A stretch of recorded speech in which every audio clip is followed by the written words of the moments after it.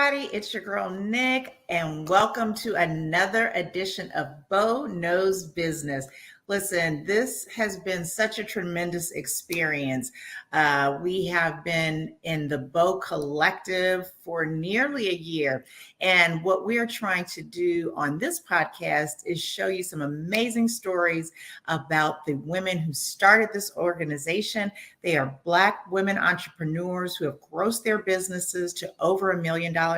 And we want to share with you their stories of success, but also take you back in time, show how they grew up and some of their greatest influences. Okay, so today we have the pleasure of having us join us an amazing woman. She's tremendously accomplished. She happens to also be my sorority sister, Miss Robin Booth.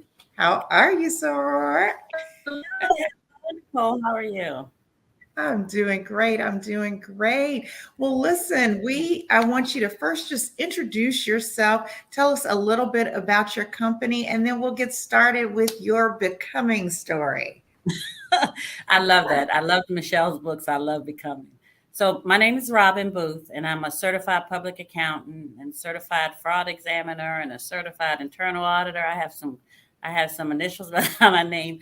And I started Booth Management Consulting LLC. We're a licensed CPA firm in the state of Maryland, but we also have offices in 6 different states. So we don't do tax returns. We're not we do compliance auditing, grants management, acquisition, logistics, and administrative support. So oftentimes when I say I'm a CPA, people first think of tax returns, and that's not what we do. Well, this is perfect. And you said grant management. Cha-ching. We'll talk offline about that. That's wonderful. ARPA has been my best friend. I'll just say that. Oh, that's fantastic. Well, you're such an inspiration to our listeners and viewers. But what we do here, we really like to show the journey, the process, because I know that once you tell people what your influences are, that makes success tangible as well as aspirational. So with that, tell us a little bit about little Robin. Like, what were you like as a little girl? Tell us where you were raised, your family influences, and so forth. My story is probably a lot of African American young Black girl stories growing up in Baltimore City, on Park Heights. I always said on Virginia Avenue. My mom had me at 15, though. I think where my story starts to kind of takes a different direction is she had me at 15 and my sister at 17. She was an unwed mother. Had to drop out of high school and decided that she was going to go to Job Corps. I don't even know if people are familiar with Job Corps anymore, to get her GED. So coming up, she wasn't quite sure what motherhood would look like. So Essence Magazine came out. And she always says that she raised us based on Essence Magazine. She would read articles about what you do with your kids. So she made sure we were in a lot of sports. She made sure we were in a lot of just exposed to a lot more. She would read it in a magazine and then try to find it where she lived. And so at Essence, I think they celebrated, was it their 50th year anniversary? My sister, who's actually a comedian, she was trying, and she worked with Susan Taylor at the time a lot. She was really trying to push because she thought it was phenomenal how their material, their content was so instrumental in this young Black girl's story with 2 kids by 17, and understanding how do I create a different future for them? How do I get them out of Baltimore City on Virginia Avenue and give them the opportunity to ultimately, we'd like to think, be successful Black women. So we started, it was a very humble beginning. And over the years and through college, I didn't have a big plan. I hear now, and everybody has a plan. I listen to my daughters. I have a 32-year-old and I have a 21-year-old daughter and I have a 26-year-old son. And everybody has a plan. Well, see, my plan was God's plan. And I honestly say that. Even from college, I played sports and I was always athletic. So I remember everybody in my junior year, they're talking about sports because I played sports with other athletes that were going to college on scholarships. But in my mind, it was like, okay, this isn't anything. And I got approached by a Bowie State University track coach. And it was my senior year. I had not taken a SAT. I had always been a good student. I had very high grades, but I'm sorry, SAT. I had not applied to any colleges. Mm-hmm. So I had not done any of that. I hadn't even taken the SAT. And he saw me in a track meet. And he said, you know, you can run track and we can give you some money to come run track. That was my senior year, Nicole. That was an indoor track that had to happen probably like in November, December of my senior year. That was when I first said, oh, I got to take the SAT. Oh, I got to figure out how to apply. And financially, you know, for my mom, that was tough. Yeah. So I went to Bowie, played 3 sports to get like $800 a semester. I played volleyball, softball, and ran track. And so when I got there, though, you know, everybody talked about getting monies from their families and all those things. My mom just didn't have it. So I will tell you, I was one of those hungry students. I was one of those students that had to be real clear when the cafeteria closed. Yeah. Because I didn't have any other resources, especially my freshman year. And for us, even doing the application, the financial aid, all of those things we did through the coach. He was just instrumental in getting me in school. I honestly don't know God's plan. I do. That was part of God's. Even once I got there, though, it was life changing. Being at a HBCU, I'm a big proponent. Even though I only have one, my oldest went to Howard. The rest they went to PWIs. But being at that HBCU, it gave me it just gave me a whole opportunity that I don't know if I would have had I gone to a different, or if I had not gone to college. But I will say at Bowie, besides Pledge and Delta, I became a 2-time president of SGA. I was a senior class president. I represented the University of Maryland's Board of Regents for Bowie. I actually cut the ribbon when Bowie State went from Bowie State College to Bowie State University. So once I got there, it was on. It was on. It was, and immerse yourself in it because I had to work. So played 3 sports. In all of my sorority, you understand how the sorority meetings are. Yes. And then my responsibilities to student government, to my senior class, you know, all of those things really gave me a skill set to be able to multitask one. Yes. It also put me in leadership roles. And those leadership roles really were transferred well when I went into my professional life, because, you know, as a student government, I planned homecomings. You know, I had my sorors used to laugh because I wore suits every day because I never knew when I had to go to a meeting. I was always dressed professionally. I always ready times a day. In the mornings when I went to class, I dressed professionally. In the afternoons, I had to put on whatever practice because I always had a practice. I always had some, you know, sport practice. And then the evenings for my, you know, sororities or my student government meetings. So that, you know, understanding the important one of presence and being in just under different circumstances, how I had to show up in different circumstances. That started in HBCU. It's phenomenal. I'm just, my cheeks hurt. My cheeks hurt. Just listening. I had literally when I was selecting my business, I said, well, business administration. And they said business administration. I said, well, I want a concentration. I said, what's the hardest two? They said accounting and economics. I said, okay, give me accounting.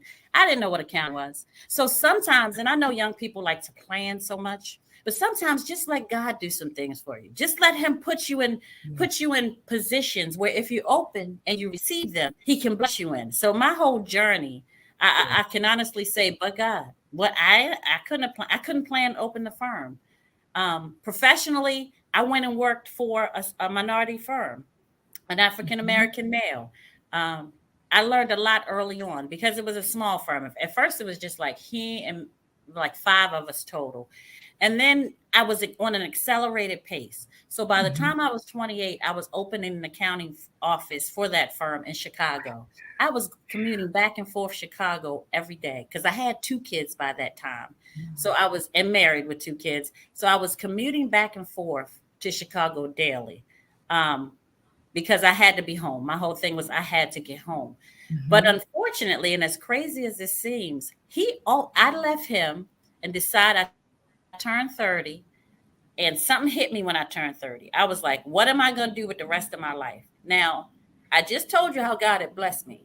And I started to see some things in this firm that I was working with. And I started to see it's things that spiritually didn't sit well with me. Mhm. And so when I decided to leave, I was leaving thinking I'm going to just go find a job. So lo and behold, I had clients from the prior firm keep reaching out to me. No, Robin, can you represent us? Can you represent us?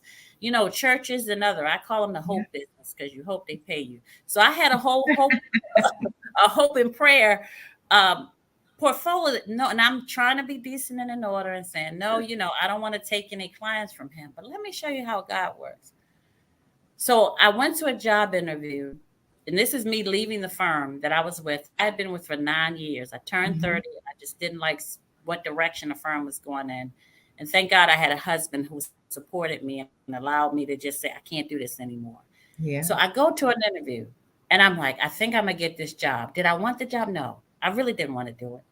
I had 3 of his former clients that they said, Robin, no matter what, we're not staying with him. So you either let us represent us, or he's still going to leave us. And what they also did was they said, and we'll pay you a monthly fixed fee amount a month. 3 clients, but God. Wow. Oh. And that's how I started BMC, from my home with 3 clients. 3 clients. That is phenomenal. You took me through. I am an audience member here today, girl. You took me from the beginning. Everything you said is just giving me nuggets. First of all, I love your mother. I love the story of her reaching out for resources, right? And trying to emulate, maybe not having that personal experience, but she had that personal spirit, that intuition that I want to supplement her love and what she has with the outside resources of Essence Magazine. Now, I will tell you that it just impressed upon my heart so much. And knowing, I could, when you were talking, because I'm here in DC too. We work. I've worked with Bowie State and spoke with their entrepreneurship school, but just the visual of you grinding, doing X, Y, and Z, that multitasking. I mean, that is a true measure. That's a groundwork, right, for the entrepreneurship game, to be sure, because on any given Sunday, you are, especially in those early days, going from your payroll to your marketing, trying to hire the people, wearing those hats, right? Exactly. I love this so much, Robin. So let's go from the page where you are starting your business to how you got your business across that $1 million mark. We just left an award ceremony for women with that level of achievement. And we know that out of all small businesses, only 2% really hit that marker for gross annual revenues of $1 million and more. And out of those, you can imagine that for Black women, it is just it's a finite number. So what we're trying to do here is really show women some of those best opportunities to scale those businesses. So can you give me an example of some of the processes or maybe it was, you got a line of credit, or maybe you hired a particular person, or maybe, you got that big fish client, but what changed and helped you scale your business in a significant way?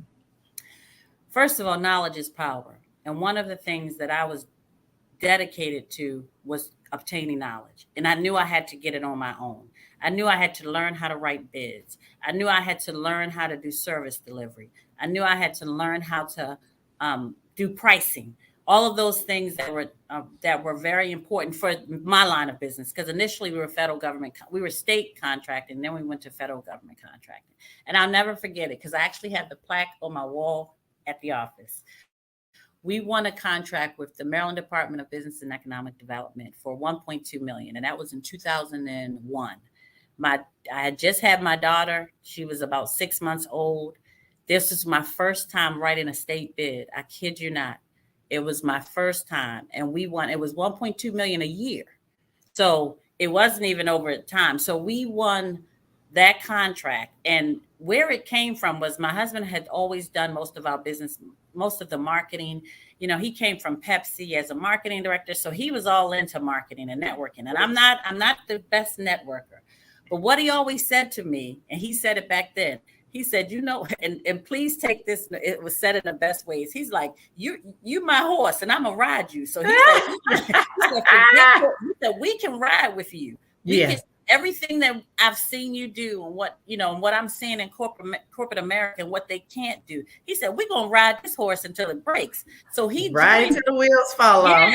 Until the wheels fall off. So he joined me once we won. So I started in 1998, and I have to say, today is our 24th anniversary. Our firm is 24 years old today. I founded it November 4th, 1998.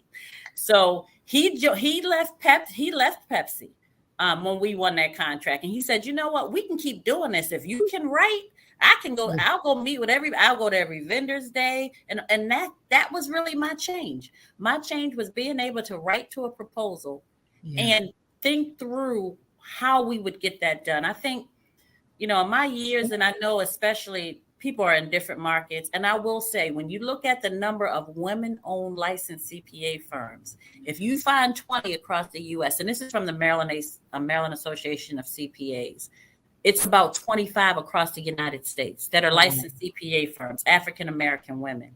And I didn't share it with my Bow sisters, but I was recognized by the Maryland Association of CPA as a woman to watch in leadership. So there was an award ceremony there. I didn't for the Women of Enterprise and Women Award. And for me, as a professional and my counterpart, and unfortunately, the only people that look like me were the people at my tables there, except a couple of other people. It's still predominantly a white male-dominated profession. So being able in this profession as a CPA and as a CPA firm, and I keep saying that because to become licensed, we get all of these audits and peer reviews, and it's not easy. Tough. Easy. So being able to write that one contract and really think about, if I won this contract, what would I do? I'm not just writing a proposal. I'm saying we won this. So now I got to go and say how we operate. And since then, that was the contract. That was in 2001. That was the contract. And since then, we then became 8A. We were 8A for, we went through the program, had a lot of success in 8A because we could write. I learned how to write and respond to proposals. But now, now I will say, I'm always humbled a lot, and it brings me pause when I think about how God's moved. But now, federal isn't even our largest industry anymore. We're more state, local, and private sector. We have grown from me and my husband to now I have over 168 employees, and I have employees and it was funny. My operations manager said, we don't even count the states no more. I got employees in a lot of states. I used to be able to say, 3 states. I'm thinking of that Ludacris song. I got girls in every code. Okay. Business employees every code. Huh? It's to now, but it started with being able to write and respond to that bid. You know what is so resonating with me. You're such an inspiration. As we're speaking, I was out at the NMSDC conference, and my husband and I, we were bidding on a really, a kind of a business altering response, and it was one of my first. It was one of my first, and really getting into it. And I'm a lawyer. I consider myself a writer on the personal side, but there was a lot of intimidation that I felt personally by writing the RFP. But I did. I stayed up. I mean, I immersed myself in it. I took 3 cappuccinos. because at first I had hired someone and was going to push that off, but I said, Nicole, you are the only one that Yes. can do this. And so what you're saying, I see my future, and I'm in that area, but to scale from a 10-person firm to 130, you just gave some great sage advice that learning how to write, And really read and write. focusing and Reading rewrite. instructions and writing to them. Yeah. I would read and write. And so now, Nicole, we probably, we're doing about 15, 20 bids a month. Yes. That proposals that we submit, of course, in our qualifications. Mhm. And that has, but now I'm ready to move into the private sector. Yes. And it's funny because this is, once again, but God, because God, when he gives you a vision, he gives you provision, and he Yes. keeps those visions coming. So Yes. I can't rest, I can't rest where we are. I always have Yes. to be, Yes. okay, What's next? what about, yeah, I got families. I got kids in Yes. college. My employees have families and kids in college. My Yes. responsibility is I got to continue to vision. And the only way, of course, I can do that is to stay Yes. connected to God. But I will tell you, Stay connected. you're always evolving and changing. So embrace your first bid, no matter what happens, and go find some more. And then go you find start some to more. get your templates together. So now, I kind of have my templates. So where it might have taken me years ago, all night long to do it, Yeah. I can have my editor, my project editor, get it to a certain stamp, and I'm 2 hours and I'm done with it. That's how you can. Done. Yeah. That's how you do it. But you can do it. I love it. That knowledge is yours. Absolutely. No, absolutely. And when you said that, it reminded me of something. I was talking to my husband the other night, and so two things. If you've ever seen the Hamilton play, yes. One of the big songs is "Never Satisfied," right? It's always that next thing. And my husband and I had a different kind of perspective. He is very much like what you just said, just to the next, to the next, to the next. And I'm like, well, maybe we can, rest here, and just be grateful for what God has given you. But I heard a message, and I hope our audience, this resonates.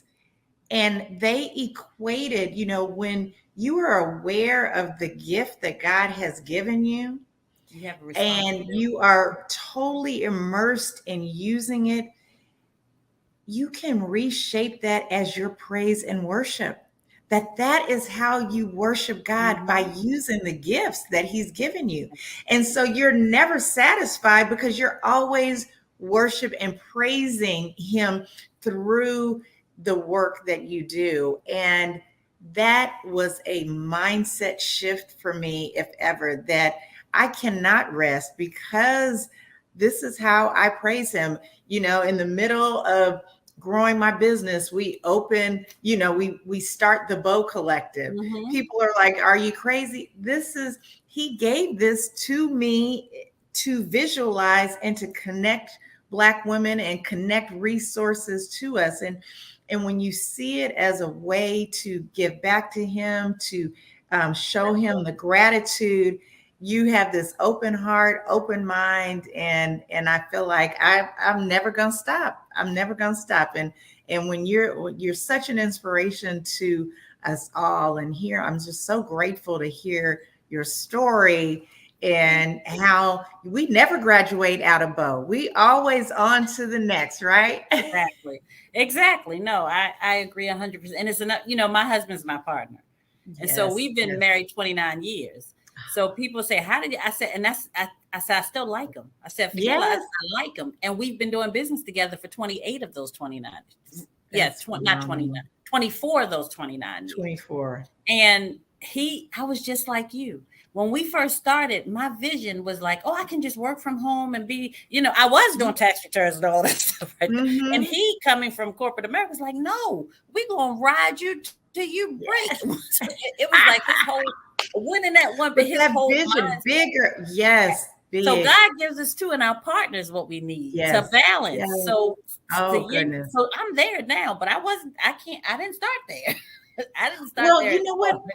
So this is a great look. We're at 25 minutes. That's I know. okay. We keeping this rolling because this is a good point too. You know, we have many of our both sisters have partnerships with their husbands, Mm-hmm. and I find I've worked with I was my business partner. We were business partners before we were married, so we were the opposite. Mm-hmm. But what I found in him is is that bigger vision of what you can achieve, right? So so I look at the last 10 years and how my vision for my life, for my business, is so much bigger because Yes. his vision is bigger than my vision, and part of his vision is believing in what I can do.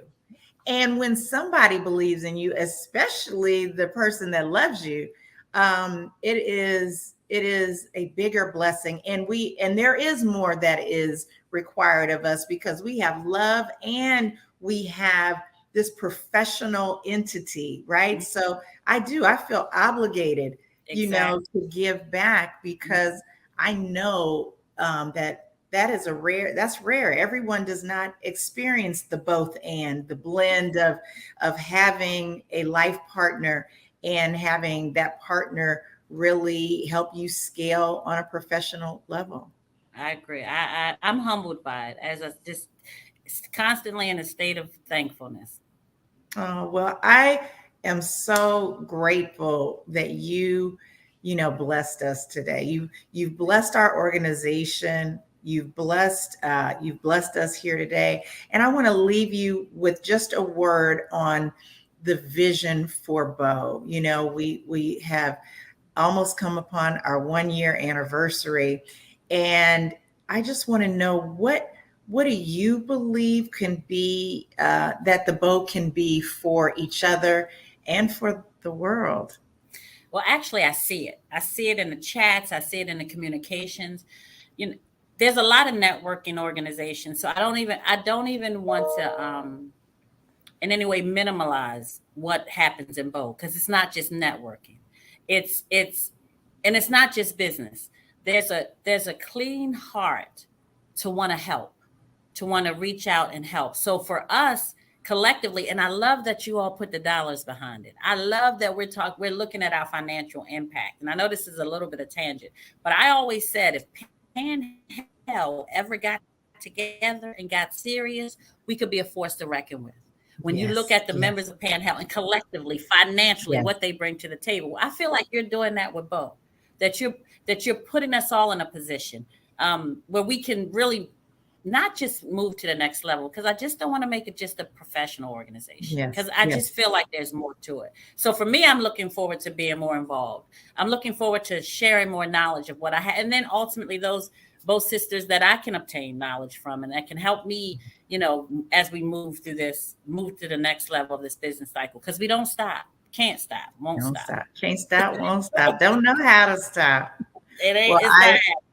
I know, and I love that. And we really are more. When we started, it was my heart. I led with my heart, but I followed in my spirit and followed very closely behind with my mind. I was like, as deltas, church members, links, all this, Black women, we give all the time. We Oh, work together all the time. oh, What if we just dial it over to the right a bit and involve our businesses in that? What kind of impact could we make on our communities? What kind of community service could we give through our companies?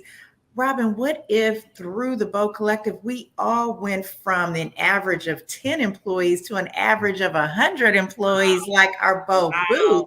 Why not? I mean, why not? If we got the formula and we're willing to open to do it, that is my vision. I mean, that can be catalytic. And so Yes. I am so excited to know you. I'm so excited to follow in your footsteps, to know that you are there.